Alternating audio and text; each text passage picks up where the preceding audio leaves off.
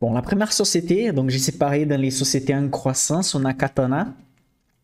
Aujourd'hui, a présenté ses résultats, un chiffre d'affaires de 148 millions d'euros, croissance de 46%.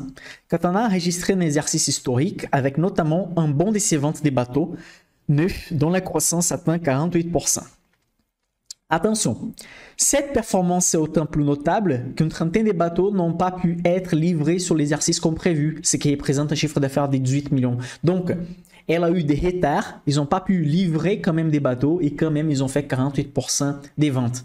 Vous pouvez imaginer que Katana aujourd'hui elle a explosé dans la bourse parce qu'elle a présenté 48% de croissance. Mais non, elle baisse à ces moments.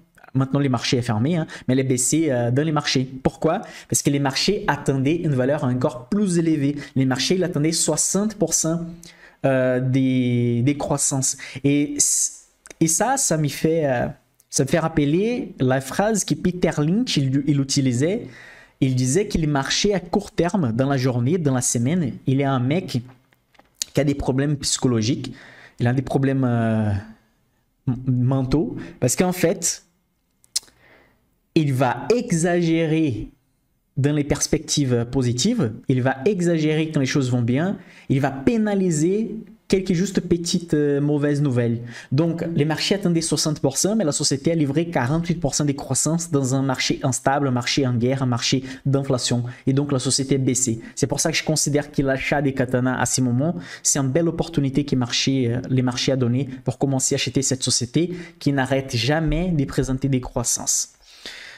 Adcore, c'est une société industrielle des États-Unis, éligible seulement au CTO, pas éligible au PA comme Katana. C'est une société qui a présenté des résultats extraordinaires en 2022. C'est une société très sous-évaluée dans les marchés américains. Adcore fait tout ce qu'il faut pour la maison, pour l'industrie dans les marchés.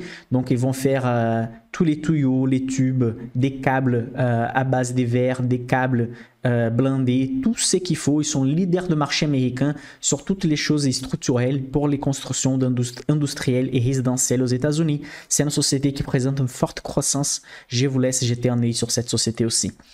Alphen, j'ai une histoire bizarre avec Alphen. C'est quand j'ai travaillé encore comme ingénieur.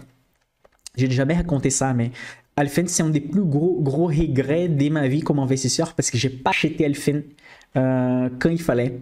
Et comme on ne peut pas devenir les futurs, hein, et à l'époque, j'ai commencé à faire mes études d'analyse financière. J'investissais déjà au Brésil et simplement, j'ai laissé tomber l'action d'Alphen parce que c'était coté aux Pays-Bas, etc. Mais bon, quand j'ai bossé comme ingénieur, j'ai travaillé dans un secteur que j'ai testé des chargeurs de véhicules électriques. Et dans une année, j'ai testé plus de 30 marques de véhicules électriques. Et donc, à chaque semaine, il y avait des sociétés qui envoyaient des chargeurs de véhicules électriques, mais parfois, les ingénieurs venaient avec pour faire des tests avec moi et mon équipe.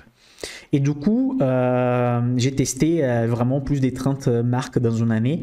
Et bon, des Taïwanais, des Chinois, des gens de Pays-Bas, des Américains. Donc j'avais des contacts avec tout le monde. Et Alphen, c'était une société où les ingénieurs, ils avaient des réponses pour toutes les choses. À chaque test, ils savaient les choses par cœur. Ils étaient organisés. Avec les contacts avec plus de 30 sociétés, j'ai pu remarquer qu'Alphen faisait partie au moins des top 3 sociétés. Au moins l'équipe, ils avaient un gros niveau. Les gens étaient vraiment dédiés au travail. Et donc ça m'a montré que apparemment, c'était une bonne société. Et après les tests des chargeurs, c'était la société avec les meilleurs résultats qu'on a pu tester. Bref, à l'époque, j'ai regardé les cours d'Alphen. Je ne me souviens plus, mais ça c'était 2017-2018.